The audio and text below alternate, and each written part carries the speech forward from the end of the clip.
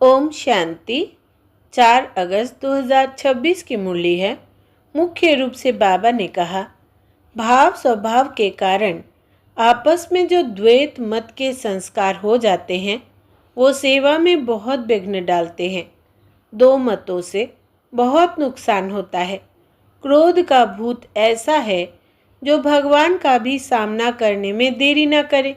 इसलिए बाबा कहते हैं, मीठे बच्चे, ऐसा कोई भी संस्कार हो तो उसे निकाल दो। आगे कहा, जैसे बाप दुख हरता सुख करता है, ऐसे बाप समान बनना है, बहुत मीठा बनना है, सदा शुभ काम करके राइट हैंड बन जाना है। कभी दो मतें नहीं बनानी है। भाव स्वभाव में आकर एक दो का सामना नहीं करना है। क्रोध का भूत निकाल देना है। अब सुनते हैं महावाक्यों को विस्तार से। बाबा ने कहा, मीठे बच्चे, बाप के राइट हैंड बनना है तो हर बात में राइटियस बनो, सदा श्रेष्ठ कर्म करो।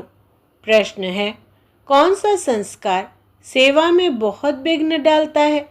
उत्तर, भाव स्वभाव के कारण आपस में जो द्वैत मत के संस्कार हो जाते हैं वो सेवा में बहुत विघ्न डालते हैं। दो मतों से बहुत नुकसान होता है। क्रोध का भूत ऐसा है जो भगवान का भी सामना करने में देरी ना करे। इसलिए बाबा कहते हैं, मीठे बच्चे, ऐसा कोई भी संस्कार हो तो उसे निकाल दो। गीत है, तकदीर जगा कर आई हूँ। ओम शांति। मीठे मीठे रूहानी बच्चों ने गीत सुना।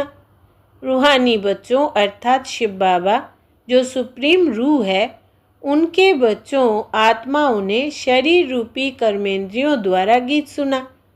अब तो बच्चों को आत्म अभिमानी बनना है। बहुत मेहनत भी है। घड़ी घड़ी अपने को आत्मा समझ बाप को याद करना है। यह है गुप्त मेहनत। बाप भी गुप्त तो मेहनत भी गुप्त कराते हैं। बाप स्वयं आकर कहते हैं, बच्चों, मुझे याद करो तो कल्प 5000 वर्ष पहले मुआफिक फिर से सतो प्रधान बनेंगे। बच्चे समझते हैं हम ही सतो प्रधान थे, फिर हम ही अब तमो प्रधान बने हैं। सतो प्रधान बनना है ज़रूर। गीत में भी कहते हैं, तकदीर जो गवाई हुई है वो फिर पाने के लिए तदबीर कराने वाला एक ही सर्वशक्तिमान बाप है, क्योंकि सबको पावन बनाते हैं ना।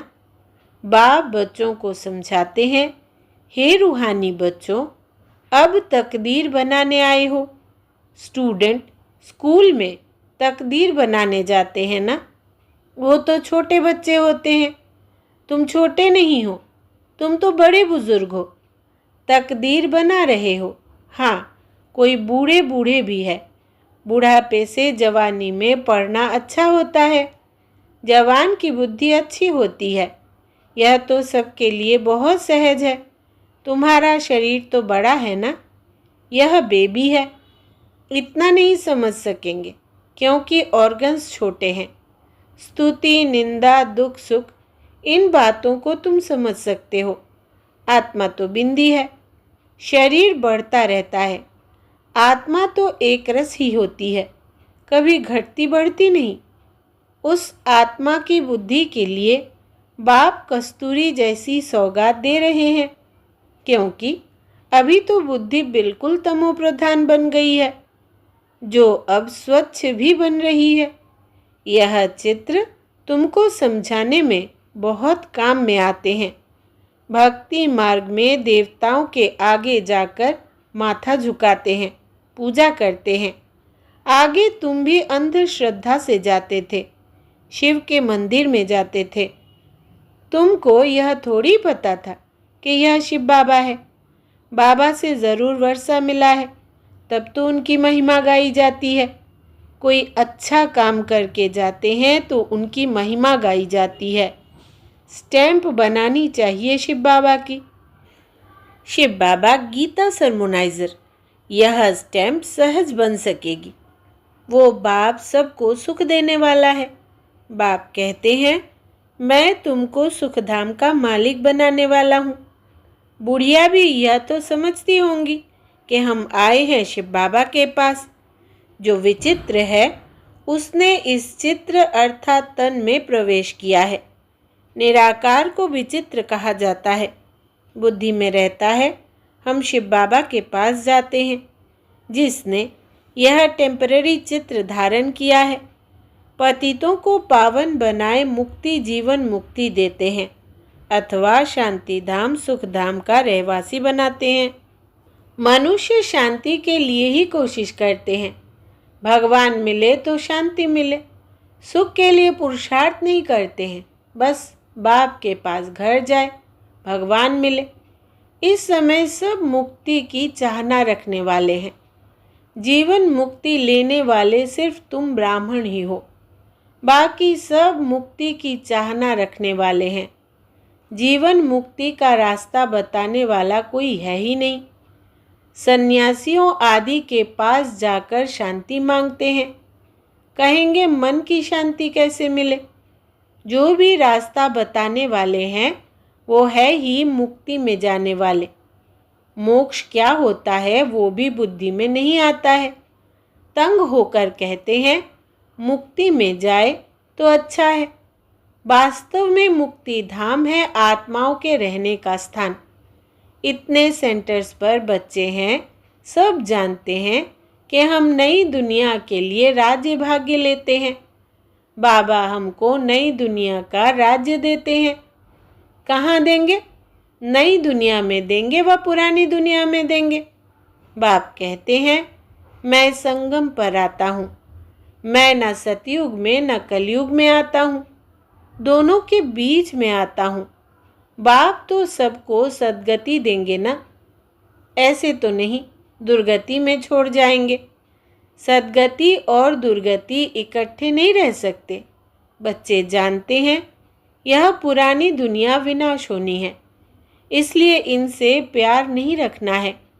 बुद्धि कहती है बरोबर अभी हम संगम युग पर है। यह दुनिया बदलने वाली है। अब बाप आया हुआ है। बाप कहते हैं मैं कल्प कल्प संगम पर आता हूँ। तुमको दुख से छुड़ाए हरि के द्वार ले जाता हूँ। यह ज्ञान की बात है। हरिद्वार कृष्ण का द्वार अर्थात कृष्णपुरी को कहा जाता है। अच्छा, उनके पीछे फिर लक्ष्मण झूला लगा दिया है। पहले हरिद्वार आएगा। सतयुग को हरिद्वार कहा जाता है। फिर राम लक्ष्मण आदि दिखाते हैं।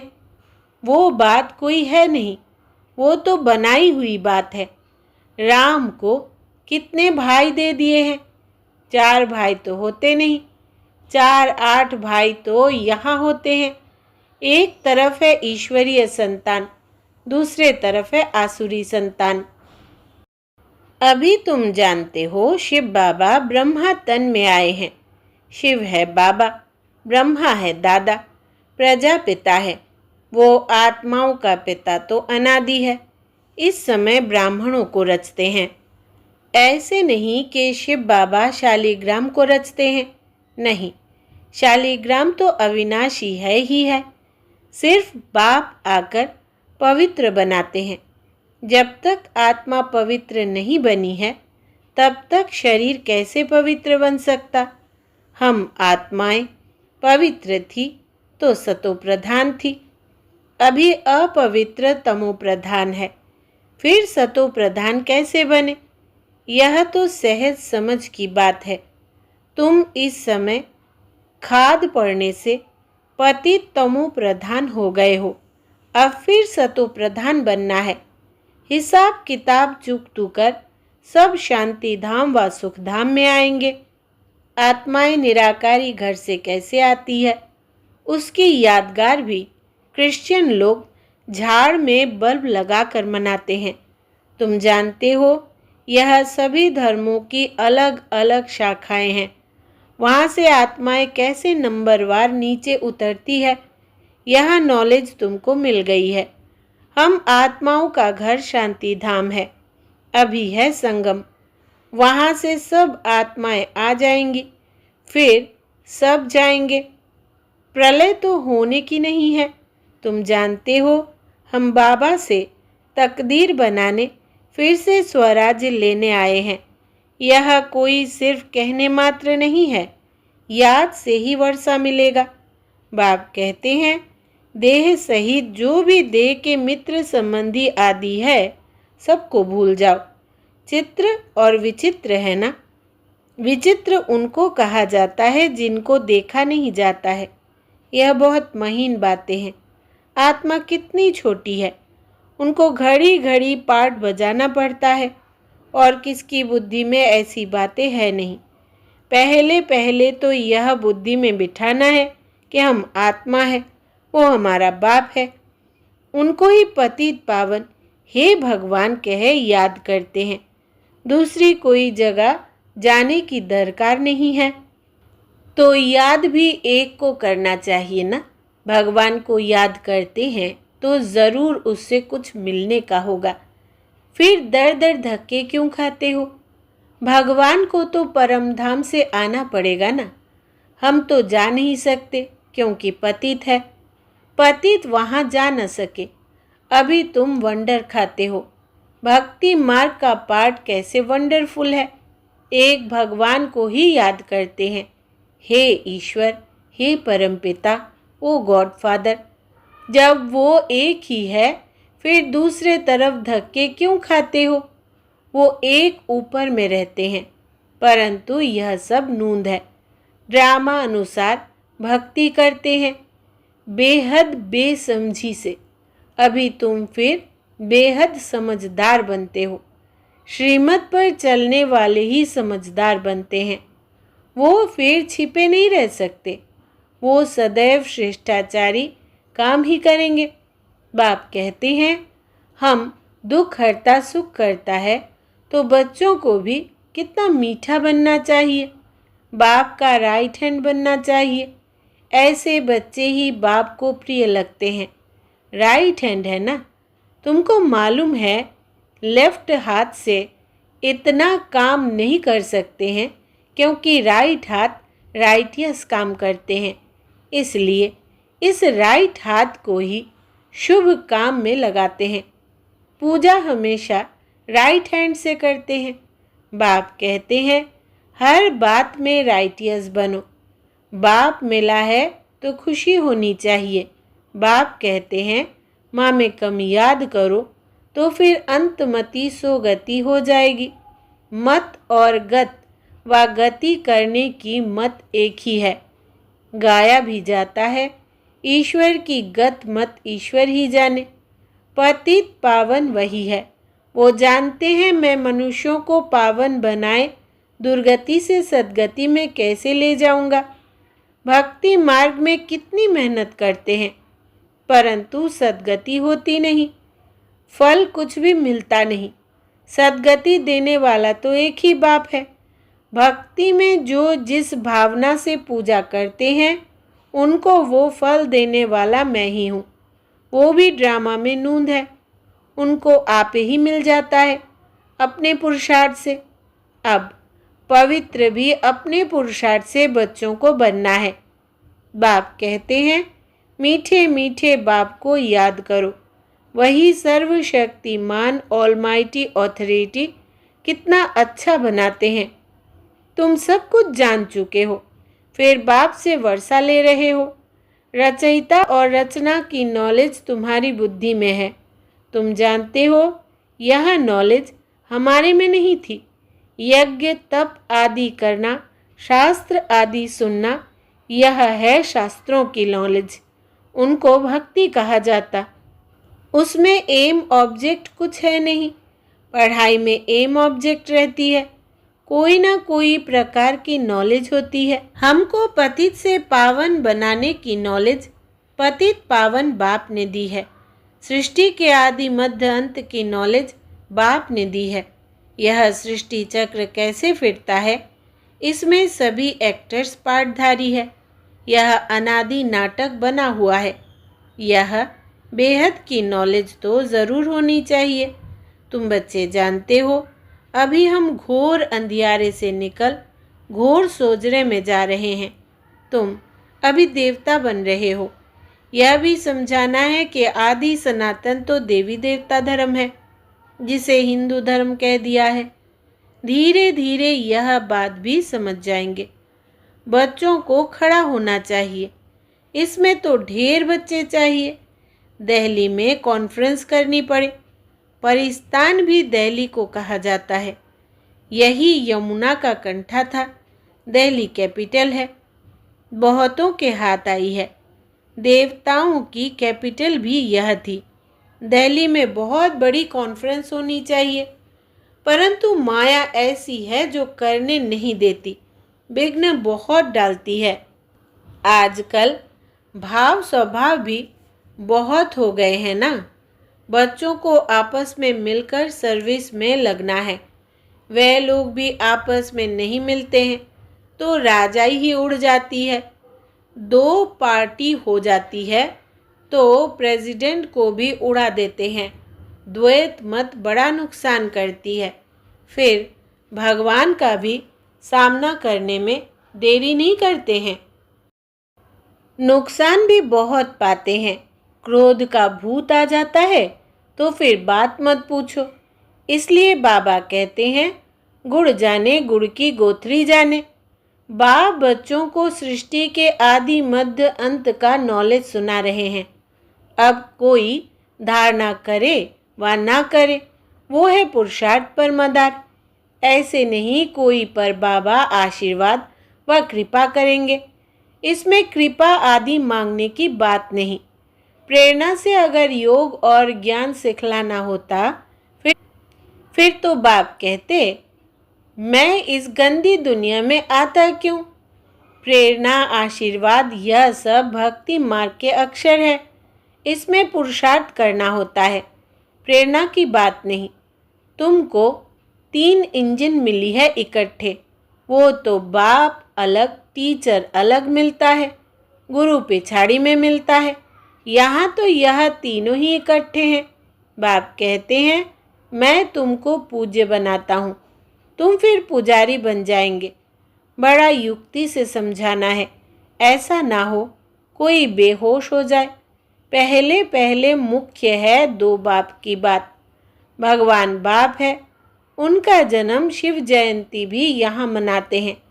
ज़रूर स्वर्ग का मालिक बनाते होंगे। भारत में ही स्वर्ग था। अभी नर्क के विनाश लिए महाभारत लड़ाई खड़ी है।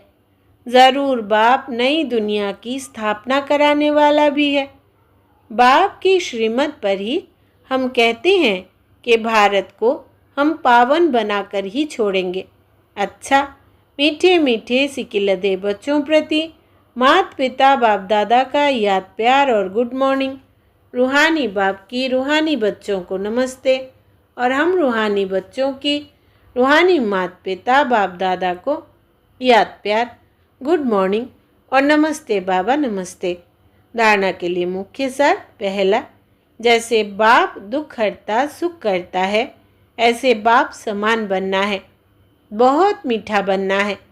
सदा शुभ काम करके राइट हैंड बन जाना है। दूसरा, कभी 2 मतें नहीं बनानी है। भाव स्वभाव में आकर 1-2 का सामना नहीं करना है। क्रोध का भूत निकाल देना है। वरदान है आज का, स्वयं की स्मृति में रहे अपने हर कर्म को संयम अर्थात नियम बनाने वाले ऑथोरिटी स्वरूप भव। जैसे साकार में स्वयं की स्मृति में रहने से जो कर्म किया वही ब्राह्मण परिवार का संयम बन गया। स्वयं के नशे में रहने के कारण ऑथोरिटी से कह सकते थे कि अगर साकार द्वारा कोई उल्टा काम भी हो गया तो सुलटा कर देंगे। स्वयं के स्वरूप की स्मृति में रहने से यह नशा रहता है कि कोई कर्म उल्टा हो ही नहीं सकता। आप बच्चे भी जब स्वयं की स्थिति में स्थित रहो तो जो संकल्प चलेगा, जो बोल बोलेंगे वह कर्म करेंगे, वही संयम अर्थात नियम बन जाएगा। स्लोगन है, पवित्रता का पिलर मजबूत करो तो यह पिलर लाइट हाउस का काम करता रहेगा। पवित्रता का पिलर मजबूत करो तो यह पिलर लाइट हाउस का काम करता रहेगा। यह व्यक्ति सारे अपवित्रता के बीज को भी समाप्त कर संपूर्ण स्वच्छ पवित्र बनो। अगर बुद्धि में अशुद्ध संकल्प व पुराने संस्कार संकल्प रूप में भी टच होते हैं तो संपूर्ण वैष्णव नहीं कहेंगे। जैसे कोई अकर्तव्य कार्य देखता भी है तो देखने का असर हो जाता है, उसका भी हिसाब बन जाता है। इस हिसाब से सोचो तो पुराने संस्कार व अशुद्ध संकल्प बुद्धि में अगर टच होते हैं तो भी संपूर्ण वैष्णव व संपूर्ण पवित्र कैसे कहेंगे? अच्छा, ओम शांति।